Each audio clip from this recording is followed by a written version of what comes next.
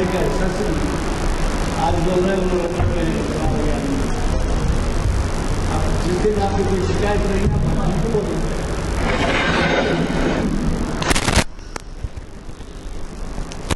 سب مصروف لوگ ہیں تاکہ بیٹھتے ہیں تو ایسا نہیں بیٹھتے کہ آپ ہوٹل میں أعوذ بالله من الشيطان الرجيم بسم الله الرحمن الرحيم إذا جاء نصر الله والفتح ورأيت الناس يدخلون في دين الله أفواجا فسبح بحمد ربك واستغفره إنه كان توابا صدق الله العظيم.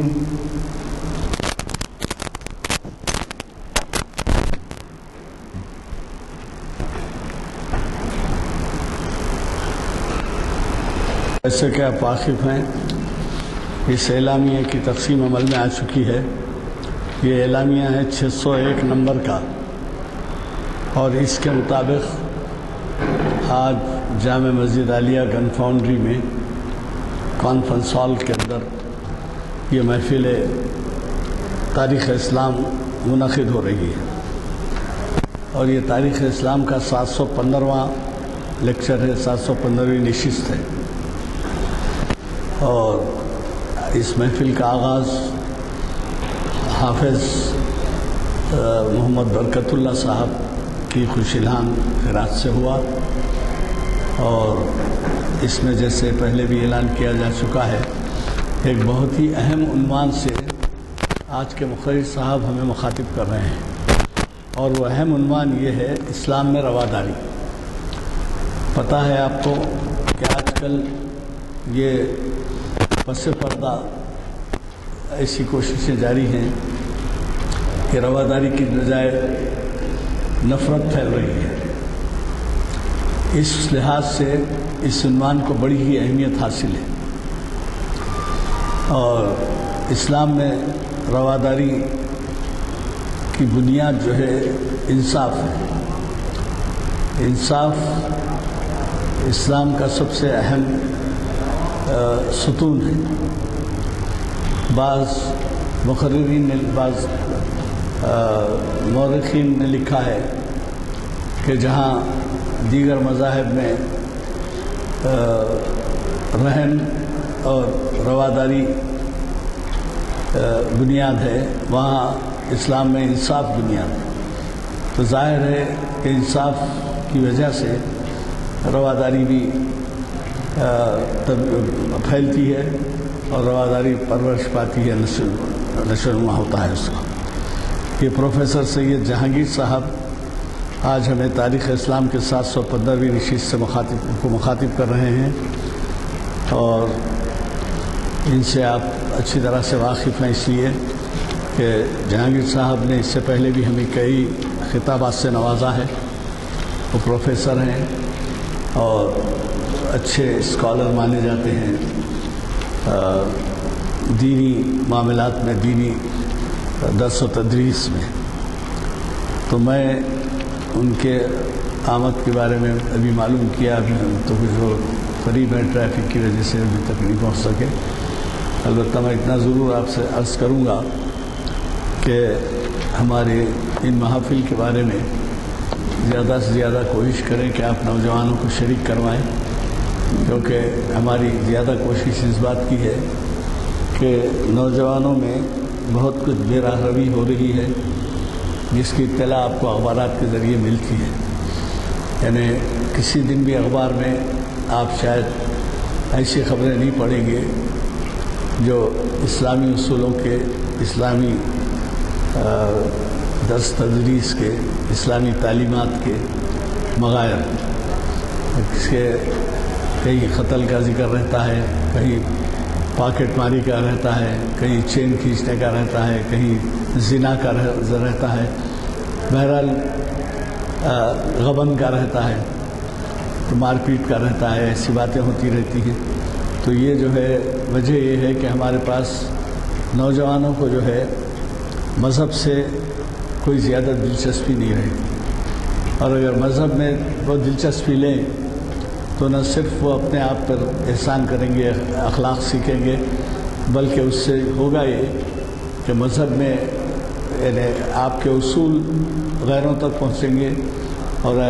آپ ایک لحاظ سے تبلیغ کریں گے اگر آپ خود اچھے ہیں اور عمل پیرا ہیں۔ علامہ اقبال نے کیا ہی اچھا شعر کہا ہے ایک،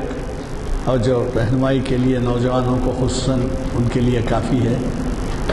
کہ عمل سے زندگی بنتی ہے جنت بھی جہنم بھی،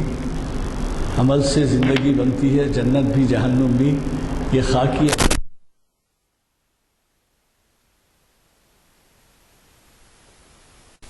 خاکی اپنی فطرت میں نہ نوری ہے نہ ناری ہے،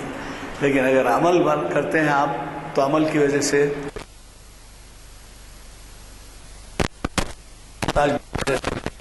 سوائے اللہ تعالیٰ کے آپ کسی اور پر بھروسہ نہیں، کیونکہ یہ کہا گیا ہے کہ 3 چیزوں کے بارے میں آپ کو قدر کرنی چاہیے، اور تینوں جو ہے عین سے شروع ہوتے ہیں۔ ایک تو علم ہے،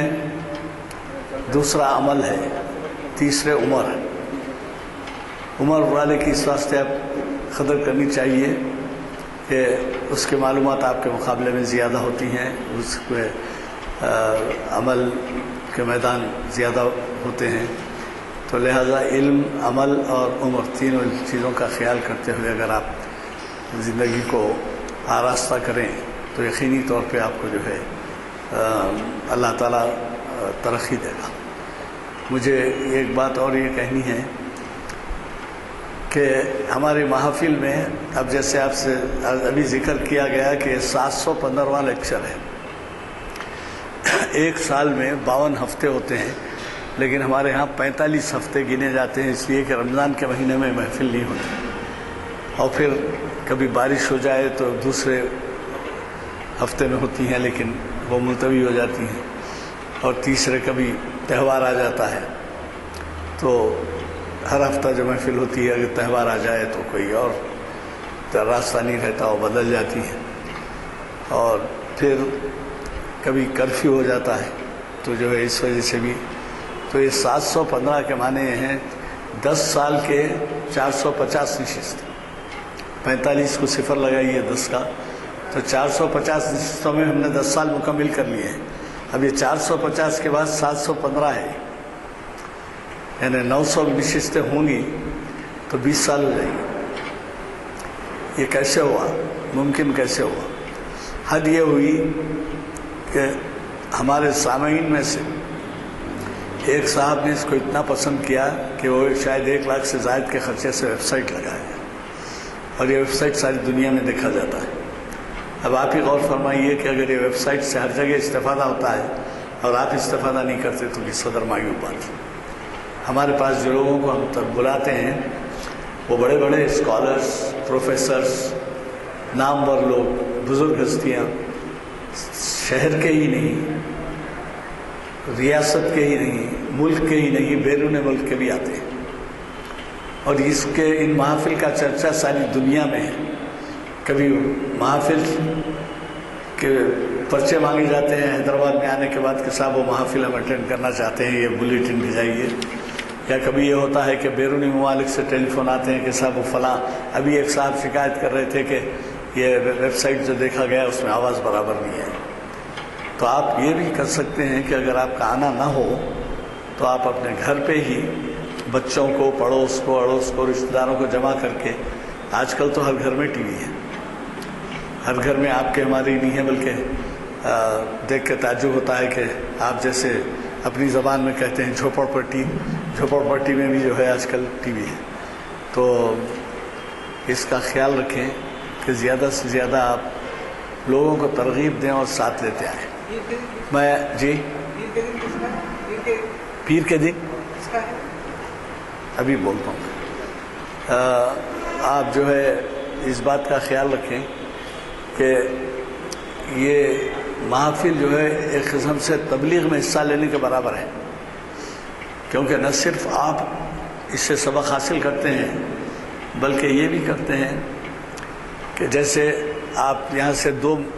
ایسے اعلامیے لے لیے اور ایک مسجد میں لگا دیے، انگلش بھی لگائیے اردو بھی لگائیے، دونوں طرف ہیں، کیونکہ ہمارے اکثر بچے آج کل ایسے ہیں جن سے اردو سے واقفیت نہیں ہے تو انگلش میں بھی لگاتے ہیں۔ اور آپ یہ جانیے کہ اگر آپ کے اس دعوت نامے پر اس اعلامیے کو دیکھ کر اگر کوئی آتا ہے تو اس کا ثواب آپ کو ملتا ہے، اور وہ اگر استفادہ کرتا ہے تو اس کا ثواب آپ کو ملتا ہے۔ تو میرے خیال میں یہ تمام باتیں، دیکھیے بات یہ ہے کہ آپ اچھی طرح سے واقف ہیں کہ بعض ایسے حضرات ہیں جو تبلیغ کے لیے گھر بار چھوڑ کر کچھ دنوں کے لیے ہی صحیح، جسے وہ شاید چلہ کہتے ہیں، کچھ دنوں کے لیے ہی صحیح ہو، اپنے شہر میں ہو یا بیرون شہر ہو، دیہات ہو، اضلاع ہو، کئی جگہ وہ چلے جاتے ہیں اور اپنے خرچ سے، یہ خاص بات ہے کہ وہ اپنے خرچ سے جو ہے ایسے دورے کرتے ہیں اور گروپس میں جاتے ہیں، جماعتیں جاتی ہیں، اور پھر آپ نہیں معلوم، ایسی بات نہیں ہے کہ یہ جماعتیں صرف آپ کے اطراف و اکناف کے دیہاتوں میں، مکانوں میں نہیں جاتی، بلکہ ایسی جماعتیں بیرون شہر، بیرون ریاست، بیرون ملک، آپ کو پتہ ہوگا کہ ہمارے ہاں ایسی بھی جماعتیں آئیں جن کا تعلق ہزاروں میل دور سے ہے، سمجھیں نا آپ، یہاں انگریزوں کی بھی جماعت آئی، ایرانیوں کی بھی جماعت آئی، افریقیوں کی بھی جماعت آئی، امریکہ کی بھی جماعت آئی، ایسے جماعتیں آتی رہتی ہیں۔ تو یہ کائی کے لیے تکلیف اٹھاتے ہیں، ان کا منشا صرف یہی ہے کہ اسلامی اصول عام ہوں اور دین کی بات پھیلے، دین کی بات ایسے لوگوں تک پہنچے جو اس سے دین سے واقف نہیں ہیں۔ لہذا ان تمام باتوں کا خیال کرتے ہوئے میں آپ سے خاص طور پہ مستدعی ہوں کہ آپ ایسی محافل کو گرمائیں، حتی الامکان کوشش کریں۔ دیکھیے ہفتے میں 3 محافل ہوتی ہیں، اگر آپ کو 3 محافل میں شرکت کرنے میں عذر ہے تو کبھی ایک ہفتے میں ایک، دوسرے ہفتے میں دوسری، کسی میں تاریخ اسلام میں کر لیجئے، کسی ہفتے میں شریعت انفارمیشن آ جائیے، کسی میں اقبالیات پہ آ جائیے۔ تو پہلے تو 3 ہفتوں میں اگر آپ آتے ہیں تو بہت اچھی بات ہے، اب نہیں آ سکیں تو کم از کم 3 ہی محافل سے اپنا نسبت رکھنے کے لیے ایک محفل تو اٹینڈ کیجئے۔ اچھا نہیں آتے تو کم از کم گھر میں بیٹھ کے، کئی مرتبہ ایسا ہوتا ہے کہ فیملی ہیڈ جو ہے ٹی وی لگا کے بیٹھتا ہے تو بیوی بچے سب جمع ہوتے ہیں۔ آپ اگر ٹی وی پہ دیکھیں، ویب سائٹ دیکھیں تو اس کا نتیجہ یہ ہوگا کہ آپ کے فیملی کے لوگ بھی متوجہ ہوں گے اور وہ اس سے سبق لیں گے کہ آپ اس کو کتنی اہمیت دے رہے ہیں، جبکہ وہ بچوں میں اور اہل خانہ میں ممکن ہو افسانے یا کہانیاں یا سنیما کے اشتہارات یا کھیل کود دیکھنے کا جذبہ ہوتا ہے۔ آپ اگر دلچسپی لیں تو ظاہر ہے کہ وہ بھی ایسی معاملوں میں دلچسپی لیں گے۔ مجھے قوی توقع ہے کہ آپ آئندہ اس بات کا خیال رکھیں گے جن امور کا میں نے ذکر کیا ہے۔ مقرر صاحب آ چکے ہیں جن کے بارے میں آپ سے تفصیل بتا چکا ہوں۔ پروفیسر سید جہانگیر صاحب سے گزارش ہے کہ وہ شہ نشین پر تشریف لائیں اور ہمیں اپنے خطاب سے نوازیں۔ الحمد لله رب العالمين والعاقبة للمتقين والصلاة والسلام على سيد الأنبياء والمرسلين وعلى آله وصحبه الغر الميامين أجمعين۔ قال تعالى في شان حبيبه رافعا ذكره وممجدا ومكرما حبيبه، وأعوذ بالله من الشيطان الرجيم، إن الله وملائكته يصلون على النبي يا أيها الذين آمنوا صلوا عليه وسلموا تسليما۔ اللهم صل على سيدنا شفيعنا حبيبنا مولانا محمد وعلى آله وصحبه أفضل صلواتك وعدد معلوماتك بارك وسلم۔ أعوذ بالله من الشيطان الرجيم، بسم الله الرحمن الرحيم۔ لا ينهاكم الله عن الذين لم يقاتلونكم في الدين ولم يخرجوكم من دياركم أن تبروهم وتقسطوا إليهم إن الله يحب المقسطين إنما ينهاكم الله عن الذين قاتلوكم في الدين وأخرجوكم من دياركم وظاهروا على إخراجكم أن تولوهم ومن يتولهم فأولئك هم الظالمون. وقال تعالى في مقام آخر أعوذ بالله من الشيطان الرجيم لكم دينكم ولي دين. صدق الله العظيم وصدق رسوله النبي الكريم ونحن على ذلك لمن الشاهدين والشاكرين. محترم المقام عالی جناب حضرت الحاج غلام یزدانی صاحب مدد لہ کوہنہ مشق و سینئر ایڈوکیٹ و روح رواں مجالس مسجد عالیہ بشیر باغ،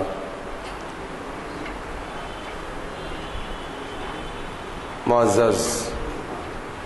بزرگ سامعین کرام، عزیز نوجوانوں اور دوستوں، اللہ رب العزت کا بڑا فضل اور اس کا احسان عظیم ہے کہ اللہ رب العزت نے آپ کو اور مجھے بغیر کسی خواہش اور طلب اور ڈیمانڈ کے مسلم گھرانوں میں پیدا فرمایا، اور مسلم خاندان اور مسلم گھروں میں پیدا فرما کر رب تعالی مجھ کو اور آپ کو اتنی بڑی غیر معمولی آزمائش سے محفوظ فرما لیا کہ اس آزمائش اور سخت ابتلا کا اندازہ وہی حضرات کر سکتے ہیں اور کرتے ہیں جنہوں نے ریسرچ، تحقیق اور مطالعے اور تگ و دو کے بعد اسلام کی نعمت سے سرفراز ہوئے اور ہوتے ہیں۔ ہم لوگ واقعی اسلام کی نعمت سے بالکل نابلد ہیں، کتنی بڑی نعمت سے ہم نوازے گئے، اور پھر اللہ نے ہم کو حیدرآباد جیسے ایک پرامن پرسکون شہر میں اپنے شب و روز گزارنے کا موقع عطا فرما رہا ہے۔ اس طرح سے مجھ پر اور آپ پر کئی ایک ذمہ داریاں عائد ہوتی ہیں۔ ان حضرات کی زندگیوں کو مطالعہ کیجئے جو حضرات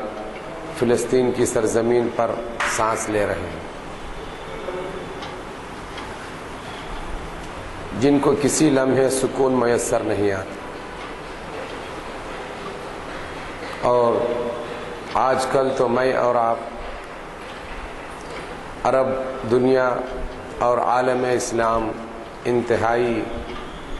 انتشار اور غیر استحکام اور غیر مستحکم حالات سے دوچار ہیں۔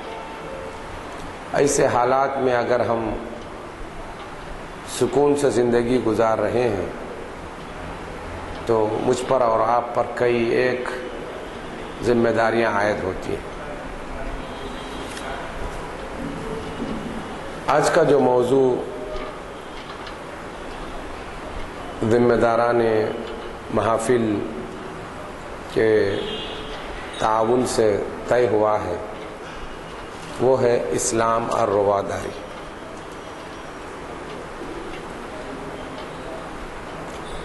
موضوع کے دو حصے ہیں،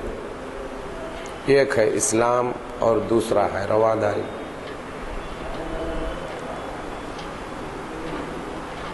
آخر یہ مناسب خیال کر رہا ہے کہ ہمارے درمیان نوجوانوں کی بھی ایک اچھی خاصی تعداد ہے، اور میں سمجھتا ہوں کہ اگر ہمارے نوجوان اور ہم نوجوان اگر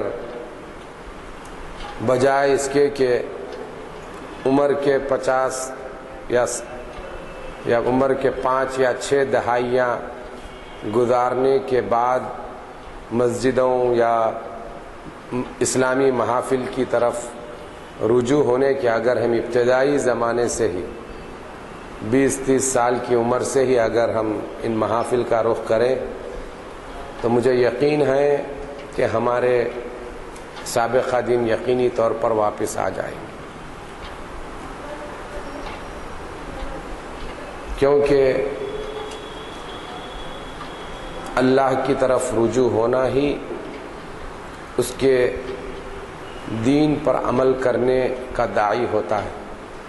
انسان پہلے متوجہ ہوتا ہے، پھر اس کے بعد دین پر عمل کرنے کے بارے میں سوچتا ہے، پھر عمل پیرا ہوتا ہے۔ تو اگر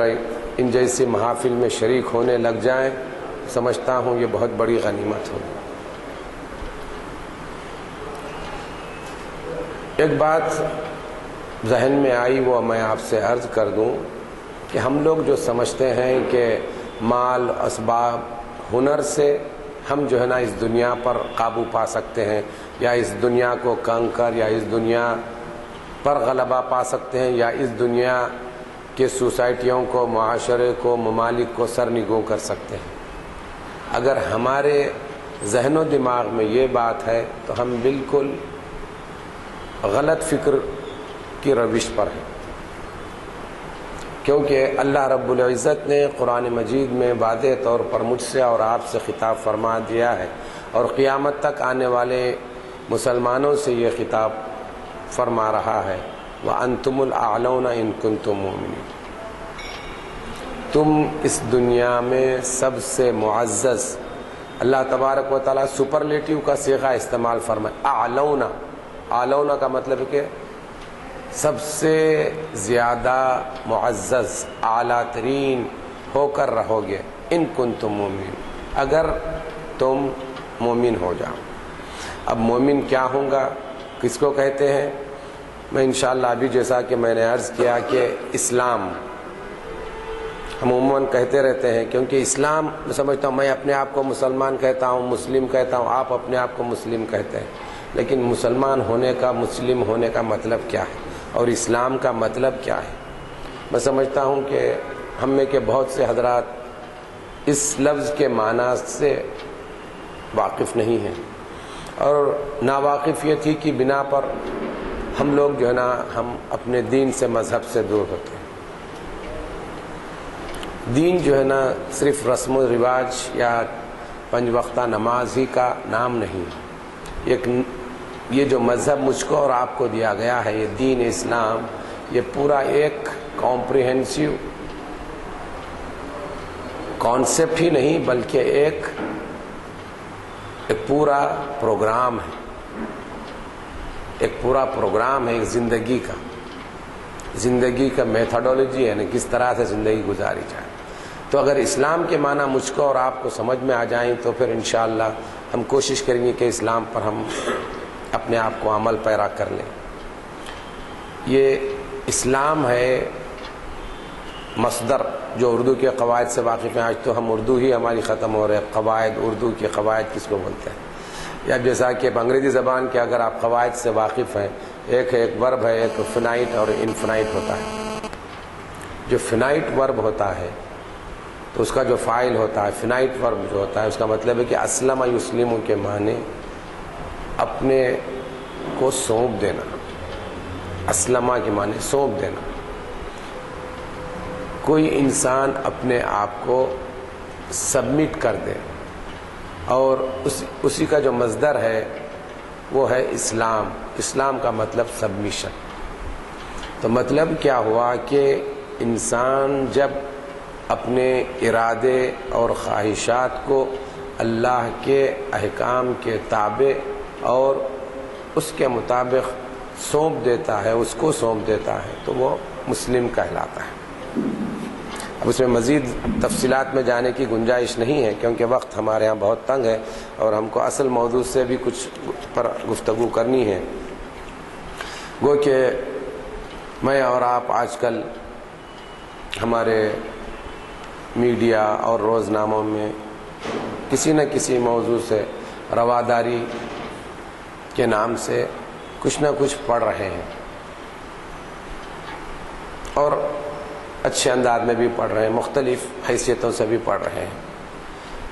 میں اس کو آپ کو 3 زبانوں میں اس کا استعمال رکھتا ہوں۔ سب سے پہلے اس کو عربی زبان میں یہ جو لفظ ہے اس کو کہا جاتا ہے، جس کو رواداری ہے، وہ ہے تسامح۔ تسامح، تا سین الف میم ہے، تسامح۔ اور اس کے معنی ہوتے ہیں سمحا یسمح، سمحن کے معنی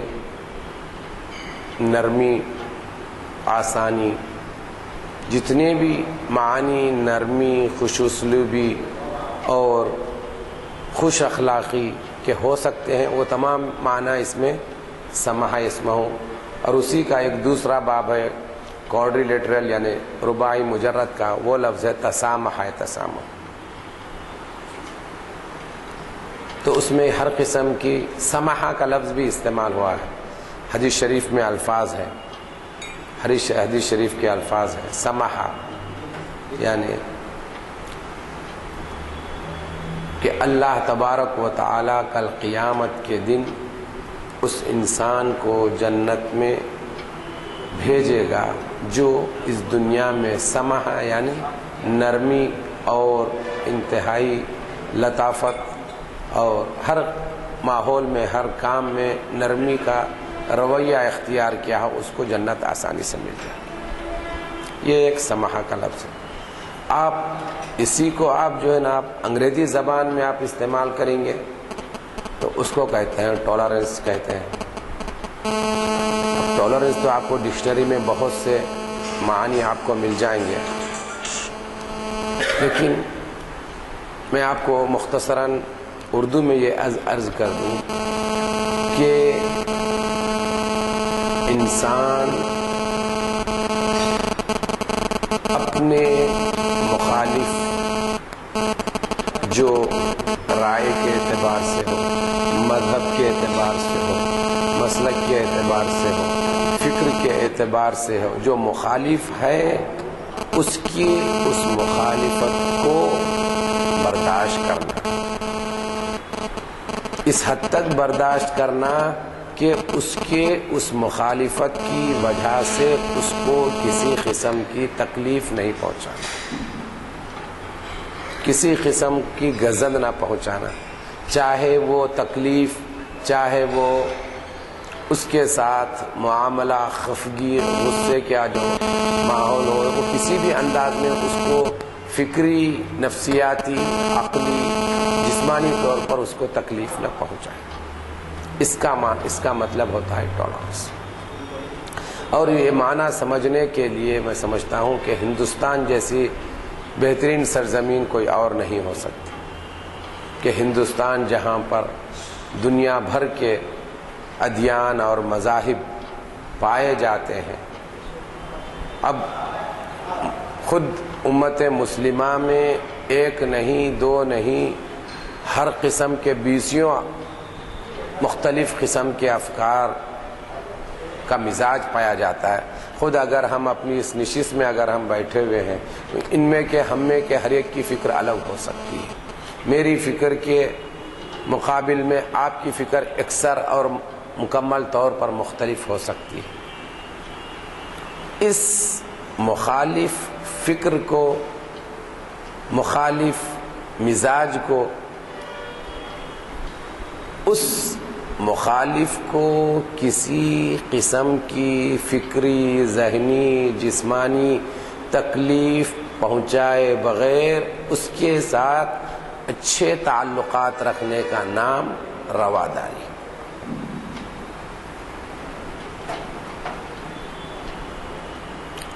میں موضوع کے نزاکت اور اس کے دیکھتے ہوئے بعض پوائنٹس اس میں مختلف انداز سے لکھ لایا ہوں تاکہ آپ کو اس موضوع سے متعلق آپ کو کچھ چیزیں معلوم ہو جائیں اور ایک سلیس انداز میں آپ جو وقت لگا رہے ہیں اس کا فائدہ کچھ آپ کو بھی ہے اور مجھ کو بھی ہو جائے۔ سب سے پہلی آیت جو ہے نا قرآن مجید کی میں ابھی تلاوت کا شرف حاصل کیا، اس کے علاوہ میں جو 2 آیت شریف جو میں آپ کے سامنے تلاوت کا شرف حاصل کیا، ان 2 آیتوں کے 2 مختلف پہلو ہیں۔ اس ایک آیت میں اللہ تبارک و تعالی اس میں ہم سے مخاطب ہو رہا ہے مسلمانوں سے کہ اگر کوئی انسان آپ کے دین سے الگ دین یا فکر رکھتا ہو لیکن وہ آپ سے کسی قسم کا تعرض نہیں کرتا ہو، آپ کے ساتھ پرسکون انداز میں رہنے پر یقین رکھتا ہے، آپ کے کسی مذہبی یا دینی سرگرمی سے کوئی تعرض نہیں کرتا اور اس کا کوئی آپ کو اپوز نہیں کر سکتا، تو ایسے انسان کے لیے مسلمانوں کا کیا برتاؤ ہونا ہے، ان کے بارے میں اللہ تبارک و تعالی ارشاد فرما رہا ہے کہ آپ ان کے ساتھ ہر قسم کے نرمی اور ہر قسم کا اچھائی کا برتاؤ کر سکتے ہیں، گو کہ وہ آپ کے مذہب اور دین سے بالکل مختلف ہے۔ یہ ایک پہلی آیت شریفہ کا۔ اسی آیت شریفہ کے بعد دوسری آیت شریفہ ہے، اگر جو لوگ آپ کے دین سے دوسرے دین کے وہ ماننے والے ہیں اور وہ آپ کی دعوت و تبلیغ، آپ کے رہائش اور قیام پر تعرض کرتے ہیں، آپ کے مخالفت کرتے ہیں، آپ کے خلاف سازشیں اور ریشہ دوانیاں کرتے ہیں، تو پھر آپ ان کے ساتھ کسی قسم کے رواداری کرنے کی ضرورت نہیں۔ دونوں باتیں ہمارے سامنے صاف ہو گئی۔ جو غیر مسلم ہمارے ساتھ کسی قسم کا تعرض نہیں کرتے، ہمارے ساتھ کسی قسم کا اپوز نہیں کرتے، آپ کے مزاج، فکر، دین، دعوت و تبلیغ میں کسی قسم کے آپ کی مخالفت نہیں کرتے، آپ ان کے ساتھ پوری رواداری یعنی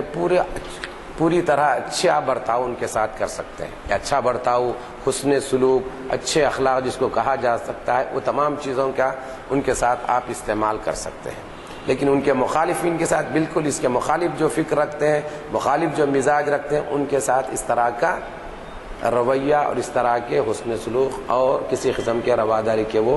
مستحق نہیں ہے۔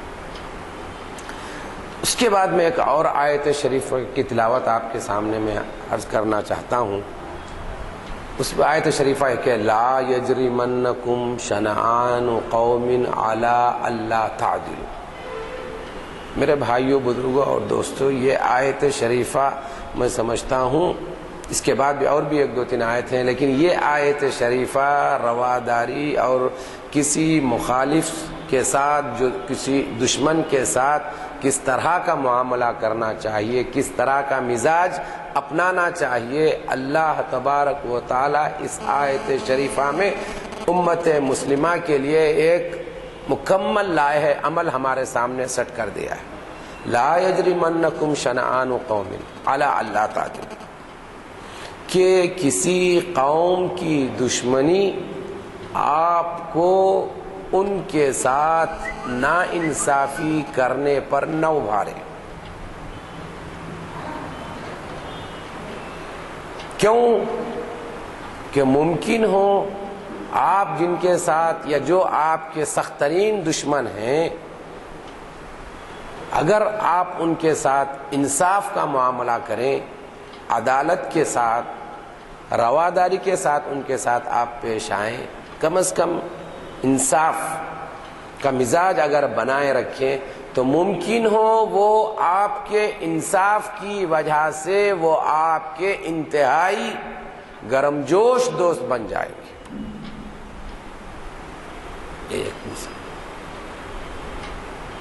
ایک دوسری آیت شریفہ ہے جس کو ہم لوگ بہت اس کا مطالعہ کرتے ہیں اور بہت سنتے سناتے رہتے ہیں. وہ آیت شریفہ کیا ہے؟ ادفع باللتی ہی احسن. ادفع باللتی ہی احسن، کہ کسی برائی کو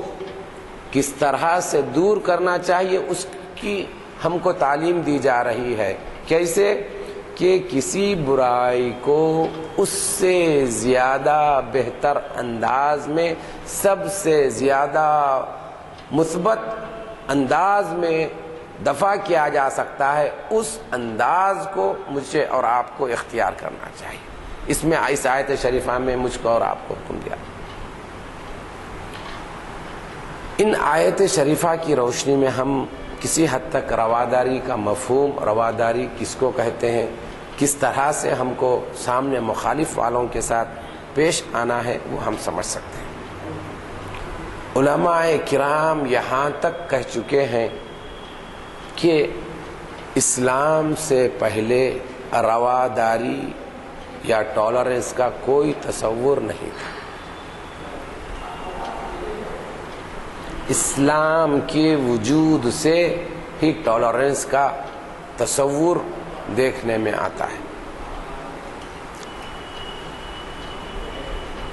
آپ اور ہم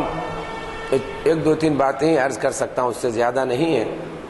مختصراً طور پر آپ کے سامنے عرض کر دوں. حضور سیدنا محمد صلی اللہ علیہ وسلم، ایک ہی واقعہ بیان کرنے کی گنجائش ہے، اس سے زیادہ وقت نہیں، ورنہ کام مواد بہت ہے اور گفتگو بھی اس موضوع پر بہت انداز سے کی جا سکتی ہے. حضور سیدنا محمد صلی اللہ علیہ وسلم کی کئی پہلوؤں والی زندگی، جنگ والی زندگی ہے، روزمرہ کے معاشرے کی زندگی ہے، عام شخصی افراد کے ساتھ معاملے والی زندگی ہے. اس طرح کی کئی زندگیاں ہیں، تو ہم کئی پہلو ہیں، ان تمام چیزوں کو بیان کیا جا سکتا ہے، لیکن وقت کی تنگی کے باعث میں معذرت خواہ ہوں. ایک واقعہ میں آپ کے سامنے رکھتا ہوں، اس سے آپ رواداری کس کو کہتے ہیں آپ انشاءاللہ سمجھ جا سکیں گے. میں اور آپ اچھی طور پر جانتے ہیں کہ حضور سیدنا محمد صلی اللہ علیہ وسلم کی مکہ مکرمہ کی 13 سالہ زندگی کس ماحول میں گزری. کفار مکہ حضور سیدنا محمد صلی اللہ علیہ وسلم کو ہر قسم کی تکلیف پہنچانے سے کبھی پیچھے نہیں ہٹے. یہاں تک کہ کئی مرتبہ حضور سیدنا محمد صلی اللہ علیہ وسلم کو صف ہستی سے ہٹانے کی، مٹانے کی کوشش کی. روایت معروف ہے، نماز کے دوران آپ پر جو نا اونٹ کی اوجڑی ڈال دی گئی، آپ کے راستے میں جو نا کانٹے بچھائے گئے. طائف کے سفر کا واقعہ تو ہر بچے کو معلوم ہے کہ جب طائف کو تشریف لے گئے تو آپ کے پیچھے ظالم قوم نے بچوں کو لگایا اور بچوں نے آپ کو اتنی تکلیف پہنچائی اور آپ کے جسم مبارک کے ساتھ اتنی بےہودگی کی کہ جس کے نتیجے میں حضور سیدنا محمد صلی اللہ علیہ وسلم کے پائے مبارک زخمی ہوئے اور ان زخموں کے نتیجے میں آپ کے جوتے مبارک میں جو ہے نا خون مبارک رسنے لگا. ایسے ماحول میں اور آپ جانتے ہیں کہ سیدنا جبریل علیہ السلام پہاڑوں کے فرشتے کے ساتھ تشریف لائے اور فرمائے کہ یا رسول اللہ آپ حکم دیجئے کہ طائف کا جو شہر ایک بالکل پہاڑی مقام پر ہے، بلکہ یوں کہا جاتا ہے کہ وہ گرما کا جو نا وہ تفریح گاہ تھا عربوں کا، تو جن کی جو نا پہاڑوں کی چین مکہ مکرمہ سے شروع ہو کر تقریباً 500,000 کلومیٹر تک جاری رہتی ہے. فرمایا جاتا ہے کہ آپ حکم دیجئے کہ ہم ان پہاڑوں والے شہر کو ہم اوپر تک اٹھائیں گے اور الٹ دیں گے، پھر قیامت تک ان کی یہاں کوئی نسل نہیں ہوگی. کتنے سخت حالات چھے ہوں گے، کیا تکالیف آپ کو نہیں ہوئی ہوں گی کہ جس کے نتیجے میں حضرت سیدنا جبریل علیہ السلام جیسے ہستی آپ کے لیے یہ الفاظ استعمال فرمائے. تو یہ تمام حالات، ان حالات کے بعد آپ تشریف لائیے مدینہ منورہ کی زندگی سے تو میں اور آپ واقف ہیں. اسلامی حکومت مملکت وہاں قائم ہوئی، اس میں تفصیلات میں جانے کی نہیں ہے. ان 9 سال کے بعد حضور سیدنا محمد صلی اللہ علیہ وسلم صلح حدیبیہ کے بعد فتح مکہ کے ماحول میں فاتح کی حیثیت سے آپ مکہ مکرمہ میں داخل ہو رہے ہیں. فاتح کے حیثیت سے آپ مکہ مکرمہ میں داخل ہو رہے ہیں۔ آپ غور فرمائیے کہ جس قوم نے آپ کو تکلیف پہنچانے میں کوئی دقیقہ نہیں چھوڑ رکھا، کوئی حربہ استعمال کیے بغیر نہ رہے، جب فاتح کی حیثیت سے آپ داخل ہوتے ہیں، پورا مکہ مکرمہ آپ کے ایک حکم کا جو ہے نا منتظر ہے۔ اگر فرما دیا جائے کہ سارے مکے کے مشرکین کو تہہ تیغ کر دیا جائے اور ان کو صف ہستی سے مٹا دیا جائے تو بخدا آپ کے اس ایک لفظ کی روشنی میں مکے میں کوئی کافر نہیں رہ سکتا تھا۔ ان جیال مسلمانوں کا اپنے باپ، بیٹے، چچا، قریب سے قریب رشتہ داروں کے ساتھ جو معاملہ مسلمانوں نے کیا آپ بدر اور احد کے موقع پر دیکھ چکے ہیں۔ باپ نے بیٹے کو تہہ تیغ کیا، بیٹے نے باپ کو کیا، بھائی نے بھائی کو کیا، چچا نے جو ہے نا بھتیجے کو کیا، بھتیجے نے چچا کو کیا۔ اس طرح کا ماحول ہمارے سامنے بدر اور جو ہے نا احد کے میدان صاف طور پر وضاحت کے ساتھ بتلاتے ہیں کہ یہ کوئی بات نہیں ہو سکتی تھی کہ فتح مکہ میں جب اسلام اور مسلمان حضور سیدنا محمد صلی اللہ علیہ وسلم کی قیادت میں فاتح کی حیثیت سے آپ داخل ہو رہے ہیں تو کیا کچھ نہیں کر سکتے تھے۔ دنیا میں کوئی ایسا منظر سامنے آیا ہوا ہوگا، کوئی دیکھا ہوگا منظر، یہ زمین نے کبھی کوئی ایسا منظر دیکھا ہوگا کہ سارے مکے والوں کی زندگیاں، ان کی جانیں اللہ کے بعد مسلمانوں اور خاص طور پر حضور سیدنا محمد صلی اللہ علیہ وسلم کے حکم کے منتظر ہیں، یا تو ان کو زندگی ملے یا تو ان کو جو ہے نا تہہ تیغ کر دیا جائے۔ غور فرمائیے، حضور سیدنا محمد صلی اللہ علیہ وسلم کفاران قریش اور ان کے سرداروں سے مخاطب ہو کر ارشاد فرماتے ہیں کہ اے قریشیوں، بتلاؤ میں تمہارے ساتھ کس قسم کا فیصلہ یا کس قسم کا معاملہ کروں گا یا کرنے والا ہوں، یا کس قسم کے معاملے کی تم مجھ سے توقع کرتے ہو۔ آپ کے اخلاق حسنہ جس کا قرآن مجید گواہ ہے، قرآن مجید اس کی شہادت دیتا ہے، انک لعلی خلق عظیم۔ سبوں نے کہا کہ اس کے سوا کوئی اور توقع نہیں رکھتے کہ آپ جو ہے نا کریم ابن اخ کریم۔ کریم کا مطلب ہے کہ جتنی خوبیاں، جتنی اچھائیاں ممکن ہو سکتی ہیں وہ پورے اچھائیوں کو لیے ہوئے صرف ایک لفظ ہے کریم۔ یہ عرب لوگ بہت استعمال کرتے ہیں ہر انداز میں، آج بھی الحمدللہ وہ جو ہے نا وراثت باقی ہے۔ کریم یا انت رجل کریم، شخصیہ کریم۔ کرم کا مطلب اس میں سخاوت، ہر قسم کی اچھائی، بہتر سے بہتر جو لفظ ہو سکتے ہیں، معنی ہو سکتے ہیں، وہ اس لفظ میں موجود ہے۔ تو کفاران قریش آپ کو مخاطب فرمائے کریم ابن اخین کریم، بہترین کریم صاحب کرم ہے اور جو ہے نا کریم بھائی کے صاحب زادے ہیں۔ کریم بھائی یعنی آپ کے والد محترم حضرت عبداللہ رضی اللہ عنہ کے صاحب زادے ہیں۔ تو میرے بھائیوں، بزرگوں اور دوستوں، رواداری کا جو نمونہ حضور سیدنا محمد صلی اللہ علیہ وسلم نے فتح مکہ کے موقع پر جو پیش فرمایا، نہ اس سے پہلے کوئی پیش کر سکا، نہ قیامت تک ایسا کوئی پیش کرنے کی امید کی جا سکتی۔ ایک نہیں، ہزاروں نہیں، لاکھوں کی جو ہے نا جانیں ایک ہستی کے ہاتھ میں ہے، اللہ تعالیٰ کی بات۔ جب پوچھے جاتے ہیں تو آپ فرماتے ہیں جب تمہارا یہ مزاج اور یہ خیال میرے بارے میں ہے تو میں تمہارے ساتھ ایسا ہی معاملہ کروں گا جیسا کہ میرے بھائی یوسف نے اپنے بھائیوں کے ساتھ معاملہ کیا۔ تو پھر اس کے بعد آپ نے وہ تاریخی الفاظ بیان فرمائے، لا تثریب علیکم اليوم اذهبوا انتم الطلقاء، تم پر اب کوئی کسی قسم کی پکڑ نہیں ہے، اب تم آزاد ہو، جہاں جانا چاہتے ہو چلے جاؤ۔ علاوہ ازیں میں آپ کے سامنے یہ عرض کرتا ہوں کہ کہ آپ جو ہے نا حضرت سفیان رضی اللہ عنہ جو ابھی تک اسلام قبول نہیں کیے تھے، ان کی اہلیہ محترمہ جو بعد میں مسلمان ہوئی حضرت ہندہ رضی اللہ عنہ، جنگ احد کے موقع پر آپ کے حقیقی چچا سید الشہداء حضرت امیر حمزہ رضی اللہ عنہ کا جو ہے نا جسم مبارک سے کلیجہ نکال کر چبایا تھا، اور ان کا غلام وحشی جن کے تلوار سے آپ شہید ہوئے تھے، سب حضور سیدنا محمد صلی اللہ علیہ وسلم کے سامنے موجود۔ کوئی ہستی ایسا نمونہ پیش کر سکتی ہے؟ حضرت سفیان رضی اللہ عنہ کو نہ صرف معاف فرمایا بلکہ فرمایا کہ جو کوئی سفیان کے گھر میں داخل ہوگا وہ بھی جو ہے نا پرامن ہو جائے گا۔ اللہ اکبر۔ حضرت ہندہ اور وحشی دونوں سے کہا کہ تم بھی آزاد ہے، لیکن صرف حضرت سیدنا حمزہ رضی اللہ عنہ کا وہ منظر آپ کے سامنے بار بار نہ آئے، اس کو صرف پیش نظر رکھ کر آپ فرمایا کہ تم میرے سامنے مت آؤ،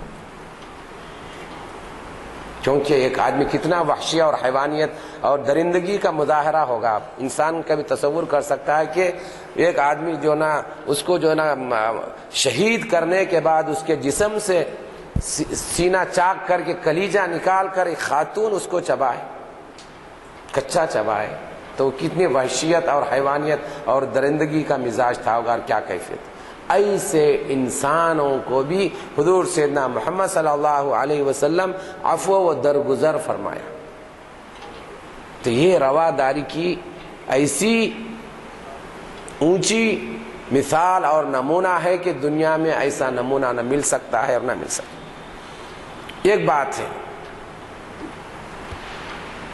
اس کے بعد حضرت سیدنا ابو بکر رضی اللہ عنہ، ان کے بعد حضرت سیدنا عمر رضی اللہ عنہ، ان کے بعد حضرت سیدنا عثمان غنی رضی اللہ عنہ کے خلافتوں کے زمانے میں بھی مسلمانوں نے خاص طور پر ان خلفائے کرام نے ایسی غیر معمولی مثالیں رواداری کی پیش کی فرمائی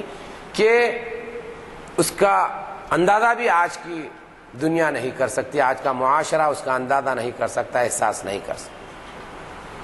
مثال کے طور پر میں آپ کو حضرت سیدنا عمر رضی اللہ عنہ کا ایک واقعہ آپ کے سامنے رکھوں کہ آپ ایک مرتبہ راستے سے تشریف لے جا رہے ہیں کہ ایک بزرگ آدمی کو آپ نے دیکھا کہ وہ جو بھیک مانگ رہا ہے، غیر مسلم ہے۔ یہ اتنا غیر معمولی موضوع ہے، اس پر جو نا اتنی تفصیل سے گفتگو ہونے کی ضرورت ہے کہ جس سے معلوم ہو جائے کہ جو آج لوگ جو نا اسلام کو یہ بتلا رہے ہیں کہ یہ جو ہے نا یہ دہشت گردی اور جو نا یہ جو نا یہ قتل و غارت گری کا نعوذ باللہ مذہب ہے، میرے نوجوانوں کو بٹھا کر ان کے ذہن و دماغ میں ہمارے بزرگوں کا ایک ایک کردار، ایک ایک نمونہ ان کے سامنے رکھنے کی ضرورت۔ ایک تو آپ نے ملاحظہ فرمایا، تو حضرت سیدنا عمر رضی اللہ عنہ اس بزرگ کو دیکھا، غیر مسلم ہے، بھیک مانگ رہا ہے، ان سے پوچھا کیا بات ہے تم بھیک مانگ رہے ہیں؟ تو انہوں نے کہا کہ اب مجھ میں محنت کرنے کی صلاحیت نہیں ہے، اور مجھ کو جو ہے نا ذمی کی حیثیت سے جو ہے نا اسلامی حکومت کو اپنا جو ہے نا پیسے ادا کرنا ہے۔ ذمی کا مطلب جو ہے نا مختلف لوگ اس سے غلط معنی لیتے ہیں۔ ذمی کا مطلب یہ ہے، جیسا کہ بولتے ہیں عرب لوگ آج بھی کہتے ہیں فی ذمت اللہ، یعنی وہ اللہ کی حمایت میں ہے، اللہ کی حفاظت میں ہے۔ تو ذمی کا مطلب یہ ہے کہ وہ غیر مسلمان انسان جو مسلم حکومت میں رہ رہا ہو اور مسلم حکمراں اس کی جان و مال، اس کی ہر طرح کی حفاظت کی ذمہ داری قبول کیے، اس کو بولتے ہیں ذمی۔ جیسے تو اب میرا ذمہ اٹھ گیا بول کے، جیسا کہ ہم اردو زبان میں کہتے ہیں میرا ذمہ آپ سے ختم ہوگا، تو بالکل یہی تصور، یہی معنی ذمی کے ہوتے ہیں۔ مطلب یہ کہ اسلامی حکومت ان کی ہر طرح کی جان مال، تجارت، کاروبار، ہر طرح کی ان کی ذمہ داری، ان کی کفالت، ان کی ضمانت، ان کی جو نا حفاظت کی ذمہ داری قبول کی۔ تو حضرت سیدنا عمر رضی اللہ عنہ جب ان سے دریافت کیا کہ ان کی یہ کیفیت ہے کیونکہ مجھے حکومت کو پیسے بھی ادا کرنا ہے، تو فوراً حضرت سیدنا عمر رضی اللہ عنہ خزانچی صاحب کو بلاتے ہیں، بولتے ہیں کہ ان سے فوراً جو ہے نا کسی قسم کی جو ہے ان کی جو نا ان کی محنتانہ یا ان سے جو نا کسی قسم کی جو نا فیس یا جو ہے نا جس طرح کہ آج کے ماحول میں کہتا ہے کہ جو ڈیوٹیز کہتے ہیں وہ نہ لیا جائے، اور فرمایا کہ جب یہ نوجوان تھے تو ہم نے ان کی محنت کی کمائی کھائی، اور جب آج یہ بوڑھے ہیں تو یہ ہمارا فرض بنتا ہے، حضرت سیدنا عمر رضی اللہ عنہ کے الفاظ ہیں، ہمارا فرض بنتا ہے کہ ان کی نہ صرف نگہداشت کریں بلکہ ان کی روٹی روزی کی ذمہ داری کریں، اور فرمایا کہ اس طرح کے جتنے بھی لوگ مملکت میں بستے ہیں ان تمام کی کفالت اور ان کے خورد و نوش کھانے پانی کی ساری ذمہ داری حکومت کی ذمہ داری کرواتے۔ تو عزیزان گرامی، ایسے ایک نہیں بیسوں باتیں ہیں، لیکن ایک بات ہے، حضور سیدنا محمد صلی اللہ علیہ وسلم نے کبھی بھی کسی بھی صورت میں گستاخ رسول کو معاف نہیں فرمایا۔ ابن اختل مکہ مکرمہ کی مثال ہے، جا کر کعبۃ اللہ کا اپنا پردہ جو نہ پکڑا ہوا ہے، وہاں غلاف مبارک پکڑا ہوا ہے کہ مجھے بچ جائے، معلوم ہوا تو اس کو لا کر بلا کہ اس کو قتل کر دو، کیونکہ سرکار کی شان میں اس نے گستاخی کی تھی۔ بڑا تفصیلی واقعہ۔ اسی طرح سے ابن معید کا بھی یہی ماحول ہے، اس نے سرکار کی شان میں گستاخی کی تھی۔ سرکار نے کبھی دشمنوں سے انتقام کی کیفیت نہیں لی، لیکن جنہوں نے ناموس رسالت صلی اللہ علیہ وسلم کی شان میں گستاخی کی وہ کبھی بھی معاف نہیں کیا گیا۔ اس کی ایک دو نہیں کئی مثالیں ہیں۔ اسی طرح سے مدینہ منورہ میں بنو قینقاع، بنو قریظہ، بنو نذیر، یہ جو ہے نا یہودیوں کے جو ہے نا یہ قبیلے تھے، ان کو اتنی راحتیں اور ان کے ویلفیئر کے لیے آپ اس حد تک جو ہے نا اپنا جو ہے نا وہ بنایا، چارٹر بنایا کہ آج تک آپ کے اقوام متحدہ کا بھی چارٹر اس کے سامنے کوئی حیثیت نہیں رکھتا، کہ یہودیوں کو اتنی سہولیات اور اتنے ان کے امن و امان کی ضمانتیں دیں، بلکہ ان کو یہاں تک کہا گیا کہ اگر کوئی مسلمان غیر مسلم کو قتل کرتا ہے تو اس کا یہ قتل کرنا مسلمان کو قتل کرنے سے زیادہ گھنانا اور سخت جرم ہے۔ غور فرما رہے ہیں آپ؟ اسلام نے جو نا غیر مسلموں کو کتنی بڑی جو نا تمانیت اور ان کی حمایت فرمائی کہ اگر مسلمان قتل کرتا ہے تو وہ اس سے جو نا قصاص میں اس کا معاملہ ہو جائے گا، لیکن کوئی مسلمان غیر مسلم کو قتل کرتا ہے اسلامی حکومت میں تو یہ قانون بنایا گیا کہ اس کا یہ قتل کرنا مسلمان کو قتل کرنے سے زیادہ بڑا جرم ہے، اس سے قصاص بھی نہیں لیا جا سکتا، اس کو جو ہے نا اس کے مقابل میں اس کو قتل اور قصاصی لینا پڑے گا اور قتل کرنا پڑے گا۔ اتنی سخت سزا اسلام نے قبول کی۔ تو میرے بھائیوں، بزرگوں اور دوستوں، رواداری کا اگر کسی مذہب نے دیا ہے تو صرف اور صرف اسلام نے دیا ہے۔ آپ جو نا کہتے ہیں کہ اسلام جو نا تلوار سے پھیلا ہے، آپ کو میں صرف آج کی ترقی یافتہ دور میں صرف دو مثالیں آپ کے سامنے دیتا ہوں۔ فرسٹ ورلڈ وار ہے اور سیکنڈ ورلڈ وار ہے۔ آپ جانتے ہیں کہ فرسٹ ورلڈ وار میں کتنے لوگوں کی جانیں گئیں؟ 8 ملین لوگوں کی۔ کس کو بولے 8 ملین؟ اور سیکنڈ ورلڈ وار میں بالکل اس کے ڈبل۔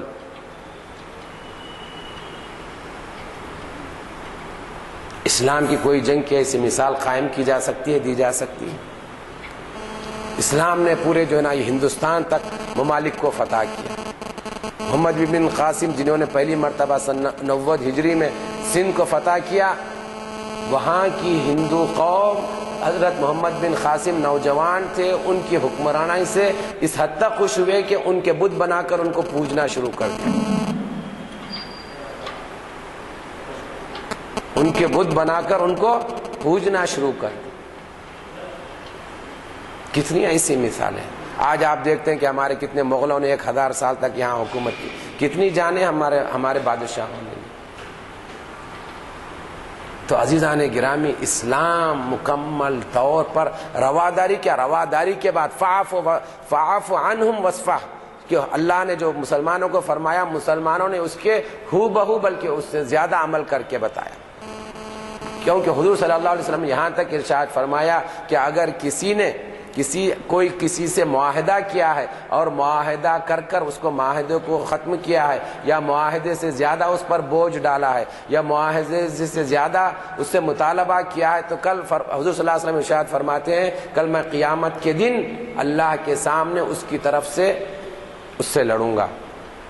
اس کے مقابل اللہ تعالیٰ کی بارگاہ میں اس سے مطالبہ کروں گا۔ اللہ اکبر۔ تو مثال مل سکتی ہے اس سے بڑھ؟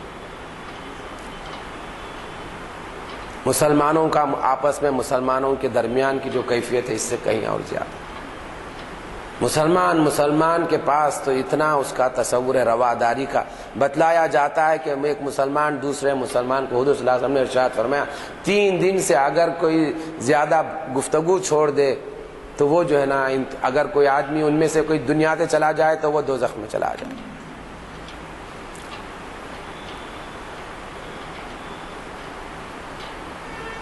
کیا بات ہے.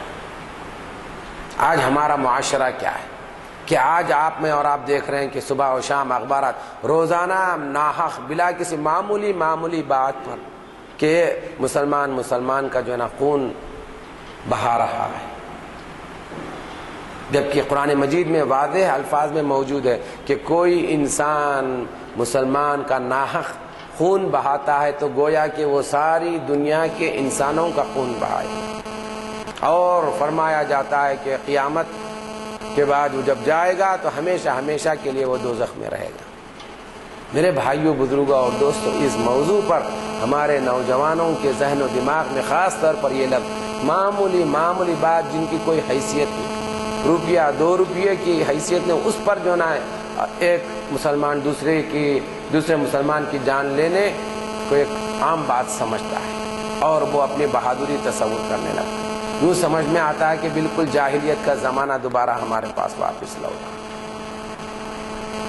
اس بات پر ہمارے بزرگوں کی اور ہمارے جو بھی جو نا رضاکار تنظیمیں ہیں اور شخصیتیں جو بااثر ہیں معاشرے میں، ان کا یہ فرض بنتا ہے، کیونکہ حدیث شریف میں آیا ہے من لم یہتم بامر المسلمین فلیس منہم. جو مسلمان اپنے مسلمان بھائیوں کے معاملات کی بارے میں غور و فکر اور فکر مندی نہ کرے اور فکر مند نہ ہو، وہ مسلمان نہیں ہے. لیس منہم، وہ مسلمان نہیں ہو سکتا. ہم اور آپ سمجھتے ہیں کہ مجھ کو اور آپ کو اس سے کیا دلچسپی. حدیث شریف کے الفاظ ہیں کہ ایک مسلمان کو دوسرے مسلمان کے ساتھ اس کے معاملات میں دلچسپی لینی چاہیے. مسجدوں میں باجماعت نماز کا تصور ہی یہی ہے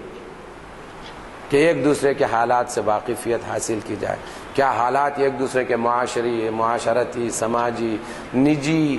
عائلی زندگیاں کیسی گزر رہی، لیکن یہ ہمارے ہاں تصور ہی نہیں، یہ ختم ہوتے جا رہا ہے. تو مختصراً عرض کرنی یہ ہے میرے بھائیوں، بزرگوں اور دوستوں، اسلام مذہب ہے رواداری سے زیادہ سماحت کا مطلب یہ ہے کہ ہم ہر قسم کی تکلیف کو برداشت کریں اور دوسرے سے اس تکلیف کی وجہ سے اس کا انتقام نہ لیں اور اس کو تکلیف پہنچانے کے بارے میں غور نہ کریں. کیونکہ حدیث شریف میں آیا، قرآن مجید میں آیا کہ جو آدمی جس انسان کو اس کی غلطی یا زیادتی کی وجہ سے اس کو معاف کر دیتا ہے تو کل قیامت کے دن رب تعالیٰ اس کو بے حساب اجر عطا فرماتا ہے اور اس کو جنت میں مقامات عطا کرنے کا وعدہ فرما رہا ہے. اور بتلایا جاتا ہے، حدیث شریف کے الفاظ ہیں کہ اس کو اس دنیا میں بھی کئی گنا، کئی درجہ اس کو جو نا ثواب عطا فرمایا جائے گا اور اس کے بعد آخرت میں اس کو بڑے بڑے مقامات سے جنت میں اس کو نوازا جائے گا. لیکن ان تمام باتوں کو سمجھنے اور سوچنے کی ضرورت مجھ کو اور آپ کو انتہائی غیر معمولی انداز میں ہے. لیکن کبھی ہم اس پر غور کر رہے ہیں اور غور کرتے ہیں، کیونکہ یہ بنیادی باتیں ہیں. ہم یوں سمجھتے ہیں اور یہ ہمارے ذہن و دماغ میں یہ بات بیٹھ گئی ہے کہ کسی سے اگر ہم انتقام نہ لیں تو اپنے آپ کو کمزور سمجھا جائے، آپ کو جو ہے نا مجبور سمجھا جائے گا. اسلام میں ایسی مثالیں ہیں کہ اگر کوئی آدمی، کوئی قبیلہ اگر مسلمان یا اسلام کی عزت کو للکارتا ہے تب